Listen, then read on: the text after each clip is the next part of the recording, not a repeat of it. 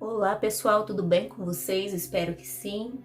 Meu nome é Raquel e hoje eu vou ler mais alguns relatos para você. Eu tô na casa da minha mãe, tá tudo muito diferente, mas se eu esperar para ficar em casa quieta, eu não tenho tempo para ler. Então vamos ao primeiro relato. Amo contar os causos sobre os meus vizinhos. Esse é o meu segundo relato. Inclusive, um dos personagens deste relato já pegou a mãe da minha amiga do primeiro relato que eu enviei. Vai fazer 35 anos que moro aqui, então imagine quantas histórias eu posso contar para vocês. Logo que mudamos para cá, o meu irmão namorou uma moça muito bonita.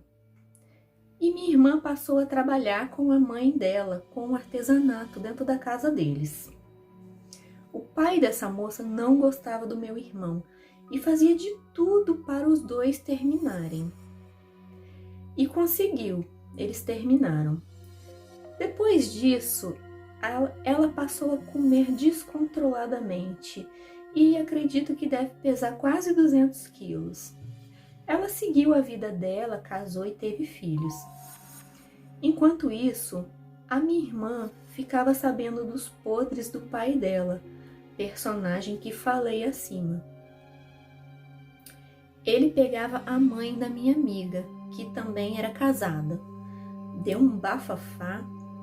Um dia, a mulher dele entrou no porta-malas do carro e quando ele chegou no destino dele, ela abriu o porta-malas e ela estava dentro da casa da amante com o seu filho no colo.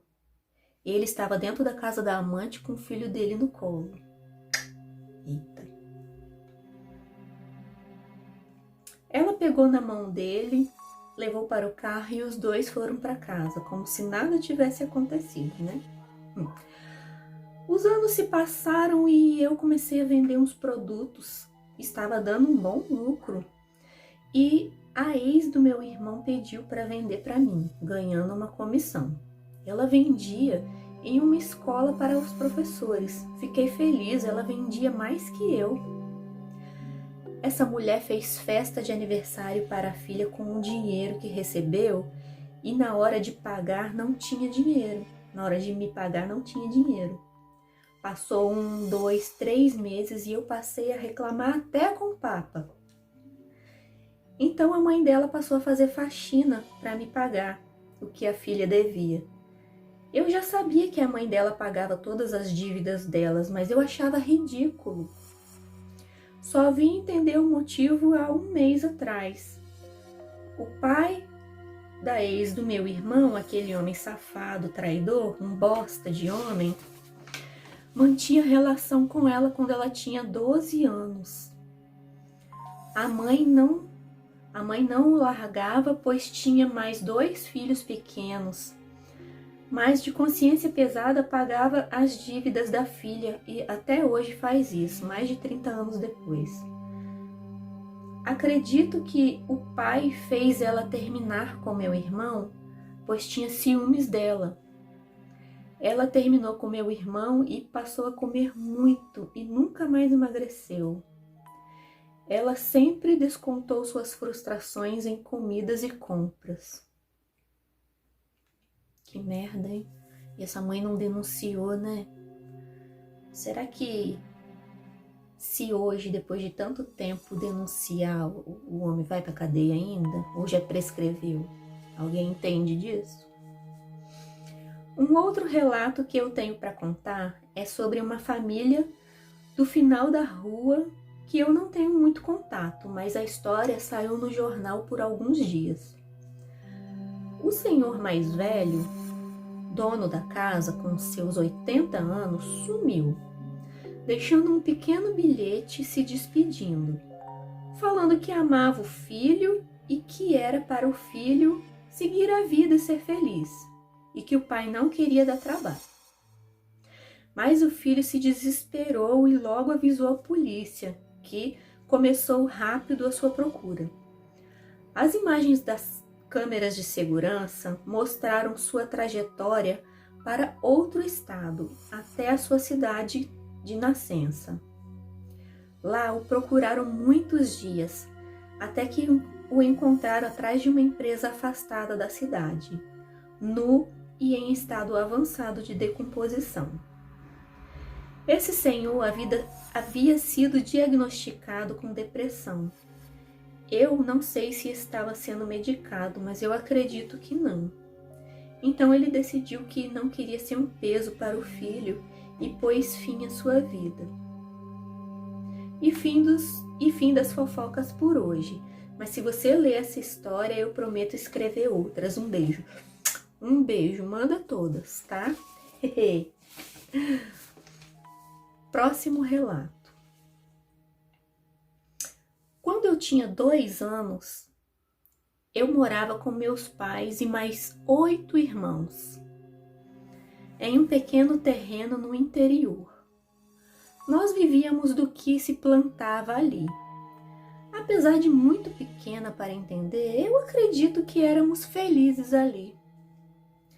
Um belo dia, meu pai chegou em casa dizendo que vendeu o terreno e, sem ao menos consultar minha mãe, decidiu juntar tudo às pressas. Não sabemos se estava fugindo de alguma coisa. Comprou passagem para um estado a mais de 2.000 quilômetros de distância. Parece que estava fugindo, né? Chegando lá, sem conhecer nada e com o dinheiro que vendeu o sítio a preço de banana, pouco dinheiro, comprou um pequeno lote e fez uma casinha de madeira. Meu pai não conseguia emprego, vivia de pequenos serviços como capinar o terreno dos outros e não dava para alimentar os 9 filhos. Meus irmãos adolescentes começaram a fazer amigos e minha irmã mais velha engravidou do primeiro rapaz que conheceu. Minha mãe lavava roupa e limpava a casa dos outros vizinhos, mas engravidou do seu 10º filho, uma menina, minha melhor amiga até hoje, com 38 anos depois. Quando ela nasceu, a situação piorou muito. Meu pai passou a beber demais. Comíamos o que os vizinhos doavam. Então, pela primeira vez, minha mãe tomou uma decisão. Fez meu pai vender nosso terreno para voltar ao nosso estado, onde ela acreditava que teríamos uma vida melhor. Assim fizemos, voltamos, mas sem minha irmã mais velha, que já estava grávida do 2º filho. Minha mãe sofreu anos com isso, pois o pai das crianças já estava virando um bandido e depois descobrimos por carta dos amigos que ele maltratava minha irmã e os 2 filhos. Compramos um lote a 40 quilômetros de distância de onde morávamos antes, um bairro muito perigoso, sempre nos noticiários pela sua criminalidade, até hoje inclusive.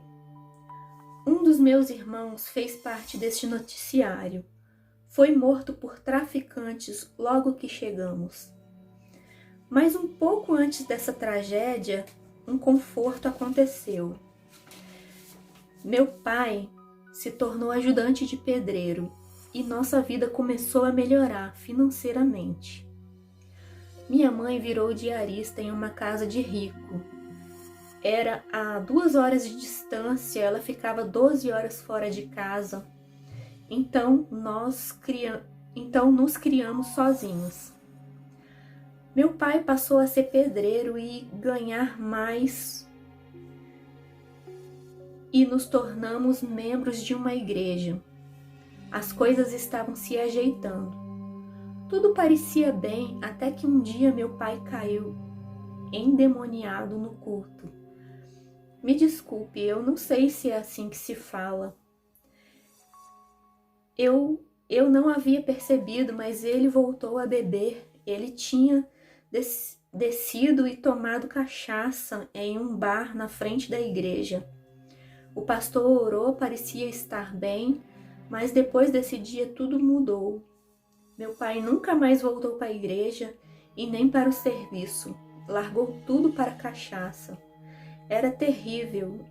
ele chegava tão bêbado que jogava 1 litro de óleo no feijão e comia tudo.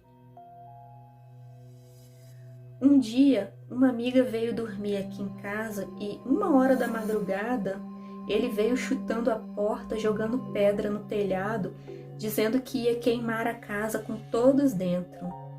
A minha amiga ficou apavorada, coitada, nunca mais voltou. Meus irmãos já estavam se casando e tendo seus filhos e ajudando minha mãe a criar minha irmã e eu. E meu pai ficava rua fora, dormindo na calçada e com anos nessa vida só parou quando deu Alzheimer. Minha irmã mais velha se mudou para cá. Seus filhos já crescidos não quiseram vir. Eu casei, tive um filho e logo me separei. Eu tenho medo de passar o que minha mãe passou. Minha mãe parou de trabalhar e cuidou uns 4 anos do meu pai, até ele falecer. Hoje nós cuidamos dela, somos 9 filhos, cheios de problemas, mas estamos todos próximos e prontos para cuidar de quem lutou tanto para dar um pouco de dignidade. Não é uma história bonita, mas esse foi o resumo da minha vida até hoje. Um abraço, eu amo ouvir as histórias que você conta. Obrigada, querida. Que vida, né? Foi mais ou menos a história da minha família. Minha família saiu daqui, foi para Rondônia, lá não deu muito certo. Meus irmãos ficavam muito doentes, lá não tinha médico. Aí eles voltaram para cá e eu nasci aqui em Vila Velha. Gente, os relatos terminam por aqui. Se você tem uma história para contar, mande para raquelbartes10@gmail.com. Eu vou amar ler para você sua história. E fiquem com Deus. Um beijo e tchau, pessoal.